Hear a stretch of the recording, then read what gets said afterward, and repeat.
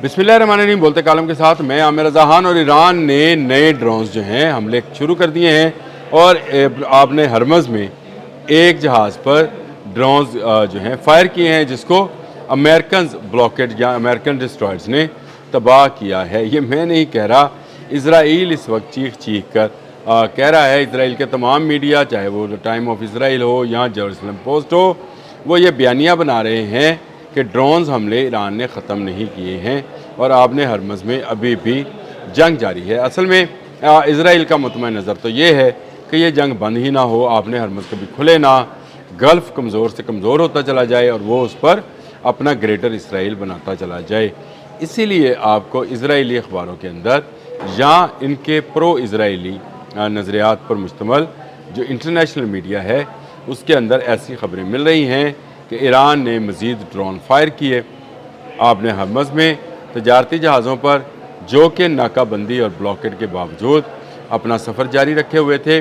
कल ये खबर आई थी कि कुछ जहाज़ों को आपने हरमज़ से गुजारा गया है। तो याद रखें कि आपने हरमज़ से बहुत सारे जहाज़ों को गुजारा जाता रहा है। ईरान ख़ुद उसको, ईरानी पासदारान इनकलाब जो हैं खुद उसको गुजारते रहे हैं, रास्ता बताते रहे हैं, गाइड करते रहे हैं। दोस्त मुल्कों के और उन मुल्कों के जो उसका लगाया हुआ $20,000 का टैक्स जो है वो देते थे, उन जहाज़ों को गुजरने दिया जाता था। ट्रंप ने भी कहा कि जुज़वी तौर पर खुली है, मुकम्मल तौर पर जुमे को खुलेगी। तो इसका मतलब ये है कि जिस जहाज़ को भी निशाना बनाया गया, जिसकी निशानदही ये इजराइली मीडिया या यहूदी प्रो यहूदी मीडिया जो है पुकार के कर रहा है, वो कुछ ऐसा मामला नहीं है जिससे दोबारा जो है जंग की आग भर के। अमेरिका और ईरान दोनों इस बात पर मुतफिक हैं कि अमन आना चाहिए और आपने हरमज़ में मज़ीद जंग को जारी नहीं रहना चाहिए। और ये जंग अगर मज़ीद जारी रहती है तो इससे दोनों मुल्कों की तबाही है, अमेरिका की और ईरान की। और तीसरी तबाही जो है, जो कि मुकम्मल तबाही होगी, इसराइल की होगी, क्योंकि ईरान उसको नहीं छोड़ेगा। लेकिन इसराइली जो हैं वो इस जंग की आग को मज़ीद भड़काने के लिए जलती पर तेल का काम डाल रहे कर रहे हैं। और अब उन्होंने ये इल्ज़ाम आयद किया है कि ईरानी ड्रोन्स जो हैं वो हमला कर रहे हैं। इसके पीछे एक बड़ी साजिश छुपी हुई है और उस साजिश ये है कि इजराइली ड्रोन ही ये सारी कार्रवाई ईरान के नाम पर करना चाहते हैं ताकि ईरान और अमेरिका में दोबारा से ठन जाए वो गन्स जो कि बंद कर दी गई हैं, लपेट दी गई हैं, उनको दोबारा से ओपन कर लिया जाए। एक दूसरे पर जो मिसाइल फायरिंग्स हैं वो दोबारा शुरू हो तो तब जाकर नेतन्याहू के कलेजे को ठंडक पहुंचेगी।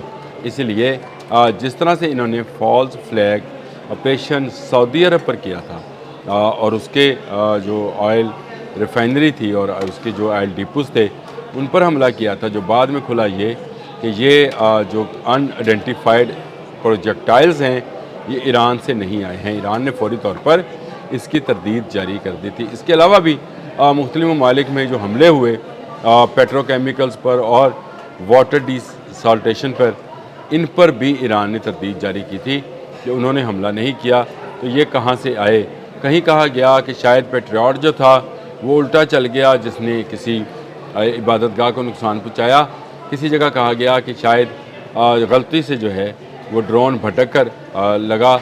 लेकिन ये तमाम का तमाम काम जो था इजराइल एक साजिश के तहत कर रहा था ताकि जंग की जो है सूरत हाल कायम रहे, दोनों मुल्कों में ठनी रहे। अब दोबारा इस दोनों मुल्कों में जब अमन मुआहिदा होने जा रहा है तो ड्रोन हमलों की खबर जो है ये चलाई जा रही है कि आपने हरमज़ में ड्रोन हमले किए जा रहे हैं। इसका मतलब ये है कि इजराइल अपनी पूरी साजिश के तहत कोई एक बड़ी कार्रवाई जुमे तक कर सकता है, वो चाहे लेबनान में करे चाहे ईरान में करे। क्योंकि इससे पहले पासदारान इनकलाब के हवाले से मैंने एक व्लॉग किया है कि उन्होंने ख़ातमुल अंबिया हेडक्वार्टर से ये बयान जारी किया है कि अगर लेबनान पर हमला हुआ तो वो इजराइल पर हमला कर सकते हैं। गो डोनाल्ड ट्रंप जो हैं वो पूरी तरह से इस बात की वजाहत कर चुके हैं कि वो इजराइल को रोक रहे हैं। ईरान से उन्होंने कहा कि आप इजराइल पर मिसाइल फायर ना करें, अमन की तरफ चलते हैं, अमन करते हैं, MOU साइन हो जाएगा तो मुआहदे के लिए जो है अगले मरहले जो हैं ان کا آغاز ہوگا، یعنی مذاکرات جو ہیں شروع ہو جائیں گے۔ یہ وہ ساری صورتحال ہے جس میں ڈونلڈ ٹرمپ اس وقت اس بات کو یقینی بنانا چاہتے ہیں کہ مزید جنگ نہ ہو۔ وہ اس میں سے نکلنا چاہتے ہیں، اپنی اکانومی کو بہتر کرنا چاہتے ہیں۔ ان پر جو الزامات ہیں کہ وہ کٹ پتلی ہیں اسرائیل کی، اس تاثر کو ختم کرنا چاہتے ہیں، ریپبلکنز کی سیاست کو بچانا چاہتے ہیں۔